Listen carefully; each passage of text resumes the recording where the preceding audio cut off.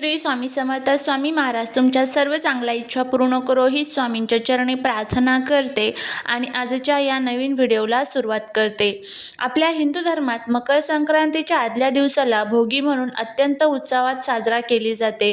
जो न काही भोगी तो सदारोगी असं आपल्याकडे म्हटलं जातं. पण 2026 मध्ये भोगी नेमकी कधी आहे, या दिवशी कोणत्या चुका टाळाव्यात आणि सर्वात महत्त्वाचं म्हणजे भोगीची मिक्स भाजी कोणती एक भाजी चुकूनही घालू नये किंवा खाऊ नये, या सर्व प्रश्नांची उत्तरे आजच्या या व्हिडिओमध्ये आपण पाहणार आहोत. त्यामुळे व्हिडिओ हा शेवटपर्यंत नक्की पहा. चॅनलवरती नवीन असाल तर सबस्क्राईब करा आणि असेच नवनवीन माहितीपूर्ण व्हिडिओ बघण्यासाठी बेल आयकॉनलाही प्रेस करा, म्हणजे माझ्या सर्व नवीन व्हिडिओचं नोटिफिकेशन तुम्हाला मिळेल आणि तुम्ही एक पण व्हिडिओ मिस करणार नाही.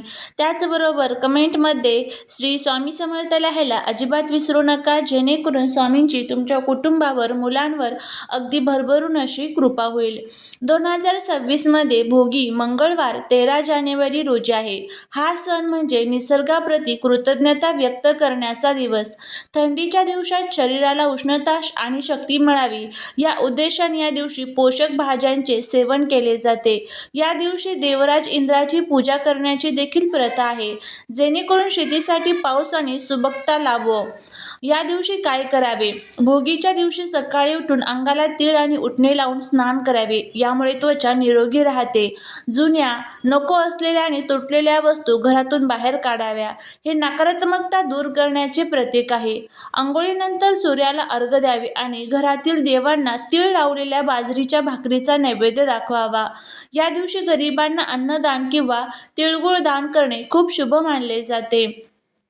या दिवशी कोणाशी वाद घालू नका किंवा मनात द्वेष ठेवू नका आणि ह्या चुका आपल्याला प्रामुख्याने टाळायच्या आहेत. धार्मिक मान्यतेनुसार भोगीच्या दिवशी महिलांनी डोक्यावरून पाणी घ्यावे आणि व्यवस्थितपणे आपले केस जे आहेत तर ते धुवावेत आणि तीळ घालून आपल्याला आंघोळ जी आहे तर ती करायची असते. या दिवशी ताजे आणि सात्विक अन्नच ग्रहण करावे. शिळे अन्न या दिवशी चुकूनही आपल्याला ग्रहण करायचे नसते. भोगीची भाजी म्हणजे हिवाळ्यातील सर्व ताज्या भाज्यांचा खजिना. यामध्ये खालील भाज्यांचा समावेश असतो. त्यामध्ये आपण वांगी, ओला हरभरा, घेवडा, पापडी, गाजर, वटाणा, पावटा, शेंगदाणे आणि बोरे, तीळ, ओले खोबरे आणि गूळ आणि या सर्व भाज्या ज्या आहेत तर त्या एकत्र करून आपण ही भाजी जी आहे तर ती भोगीची तयार करत असतो. ही भाजी बनवताना खूप जास्त तिखट किंवा मसाले वापरू नयेत. यात तीळ आणि शेंगदाण्याचा कूट मुबलक वापरावा, कारण ते आरोग्यासाठी उष्ण आणि गुणकारी असतात. तसेच कांदा लसूण टाळून ही भाजी केल्यास ती अधिक सात्विक आणि नैवेद्यासाठी योग्य ठरत असते. भोगी हा सण केवळ खाण्यापिण्यापुरता मर्यादित नसून त्यामागे अनेक धार्मिक, वैज्ञानिक आणि सांस्कृतिक कारणे आहेत. भोगी हा दिवस प्रामुख्याने देवराज इंद्राला समर्पित असतो. आपल्या हिंदू धर्मग्रंथानुसार चांगल्या पावसासाठी आणि सुबकतेसाठी या दिवशी इंद्राची प्रार्थना केली जाते. शेतकरी आपल्या पिकलेल्या पिकांचा अंश देवाचरणी अर्पण करतात, म्हणून याला भोगी असे म्हणतात. भोगी म्हणजे जो भोग, सुखसुविधा घेतो, पण हा उपभोग सात्विक स्वरूपाचा असतो. थंडीच्या काळात निसर्गाकडून मिळालेल्या उत्तम फळभाज्या आणि धान्यांचा आनंद घेणे हा या मागचा मूळ उद्देश आहे. जो न काही भोगी तो सदारोगी ही म्हणच याच आरोग्याशी संबंधित आपल्याला सांगितली जाते. जानेवारी महिन्यात कडाक्याची थंडी असते. बाजरी, तीळ, शेंगदाणे आणि गूळ हे सर्व पदार्थ उष्ण प्रकृतीचे असतात आणि ते शरीराला अंतर्गत उष्णता देतात आणि थंडीपासून संरक्षण करतात. त्यामुळे ही भाजी बनवली जाते. अनेक घरांमध्ये या दिवशी बाजरीच्या भाकरीचा आणि भाजीचा नैवेद्य दाखवतात. घराच्या छतावर किंवा कोपऱ्यात थोडा भाग ठेवला जातो, ज्याला कणीला किंवा पाखरांचा भाग असे म्हटलं जातं. काही ठिकाणी लहान मुलांच्या अंघोळीत पाण्यात बोरं, उसाचे तुकडे आणि तीळ टाकले जातात, ज्याला बोरन्हाण देखील म्हटलं जातं. बघा, आता आपण बघणार आहोत भोगीची भाजी ज्यावेळेस आपण बनवतो त्यावेळेस नेमकं आपल्याला कोणती भाजी जी आहे तर ती घ्यायची नाही आहे. तुम्हाला माहीत असेल की आपण बघा खूप कष्ट करतो, मेहनत करतो, पण तरी आपल्या त्या कष्टाचं, मेहनतीचं फळ जे आहे तर ते आपल्याला मिळत नाही.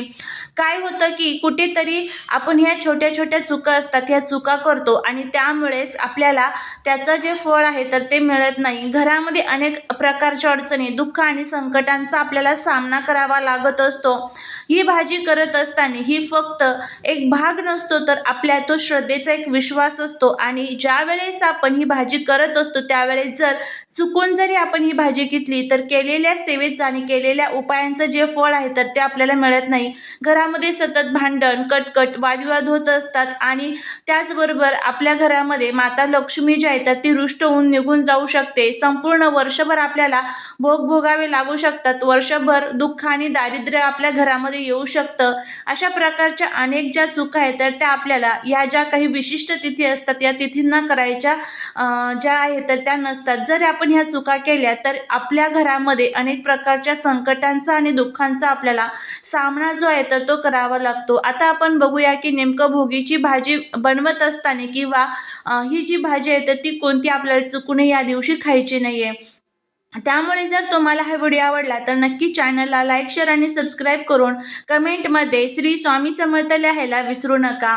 बघा, आपल्या धर्मग्रंथांमध्ये भोगीच्या दिवशी ही भाजी जर आपण खाल्ली तर याचे अनेक दोष जे आहेत तर ते आपल्याला सांगितलेले असतात आणि यामुळे राहू केतूचं प्रतीक जे आहे तर ती ही भाजी मानली जाते. भोगी हा दिवस समृद्धी आणि सात्विकतेचा आहे.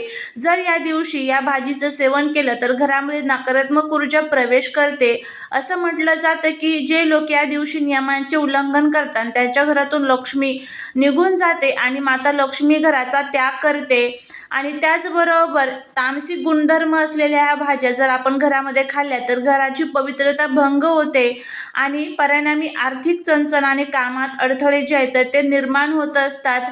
या दिवशी भोगीची भाजी खाली तर शरीराच्या समस्या दूर तर होताच, पण त्याचबरोबर जी ही भाजी आहे तर ही जर आपण घेतली तर शरीराच्या शुद्धीकरणासाठी ही भाजी जी आहे तर ती हानिकारक मानली जाते. थंडीच्या दिवसात इतर उष्ण भाज्यांसोबत हे खाल्ल्यास पचनाचे गंभीर विकार जडू शकतात. त्यामुळे आपल्याला ही भाजी जी आहे तर ती खायची नाही. तर कोणती भाजी आपल्याला खायची नाही तर सर्वात महत्त्वाचं म्हणजे मुळा जो आहे तर तो मुळा आपल्याला या दिवशी चुकूनही खायचा नाही. जर तुम्ही मुळा खाल्ला तर तामसिक अन्नांमध्ये मनात विचलितपणा आणि चिडचिडपणा वाढते, ज्यामुळे कुटुंबात कलह निर्माण होतात. विशिष्ट तिथींना काही भाज्या खाणे गोमांस खाण्यासारखे मानले जाते. त्यात मुळ्याचा उल्लेख काही विशिष्ट व्रतांच्या दिवशी वर्ज्य मानतात.